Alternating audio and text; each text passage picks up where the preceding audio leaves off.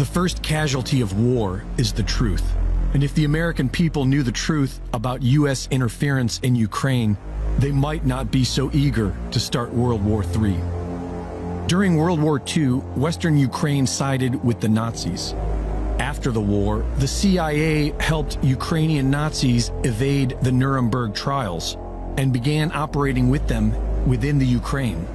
After decades of CIA infiltration, the Ukrainian People's Movement emerged in 1989 and gave birth to extremist groups Svoboda, Trident, and Right Sector, neo-Nazi groups pushing for the ethnic cleansing of Ukraine, extremist groups cultivated by the CIA, supported by the U.S. State Department, and used by the IMF to bring Ukraine to heel. When Yanukovych beat NATO-backed Yushchenko in the 2010 elections, his government was being pressured into signing an EU association agreement by the International Monetary Fund in their typical conquer-by-debt offer that would financially ruin the Ukraine and place them at the mercy of the World Bank. Yanukovych declined their offer. And in today's corrupt world, you're not allowed to say no to the IMF. Funded by Western NGOs associated with George Soros and the CIA, a highly organized color revolution was immediately deployed against Yanukovych. Organizations such as the National Endowment for Democracy trained activist journalists to utilize Facebook, along with 3 brand new television networks created within weeks to recruit people for the protests. This Western-run media campaign was a huge success. The turnout was massive. The CIA has been orchestrating revolutions their entire career, and the first step to their simple formula is to convince people to take to the streets in peaceful protest.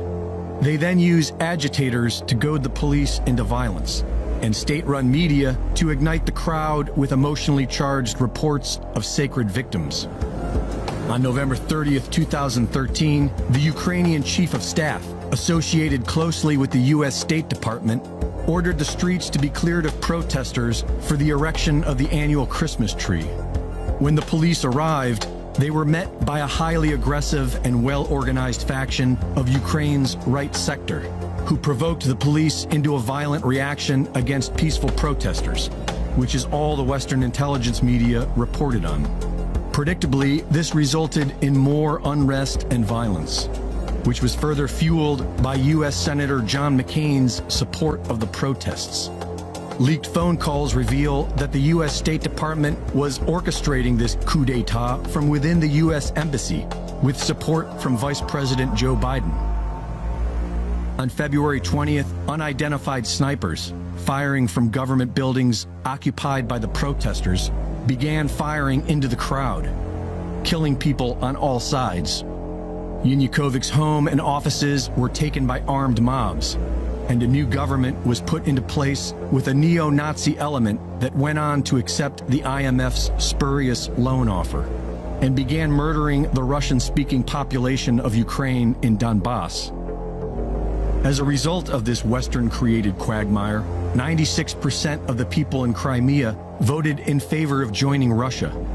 And while the nation celebrated, Western media reported that they were invaded by Russia. Their proof? A Russian military presence which has existed there since 1804. Supporting a criminal war against Russia does not make you a patriot. It makes you a useful idiot of the globalist banking cartel, the very same entities waging war on all of humanity with vaccine passports and experimental jabs. A righteous patriot would call out his government for war crimes. And through fraud and deceit, the United States government has been the world's biggest purveyor of war crimes for decades, all in the name of spreading McDonald's, genetically modified foods, and sexual perversions worldwide. Reporting for InfoWars, this is Greg Reese.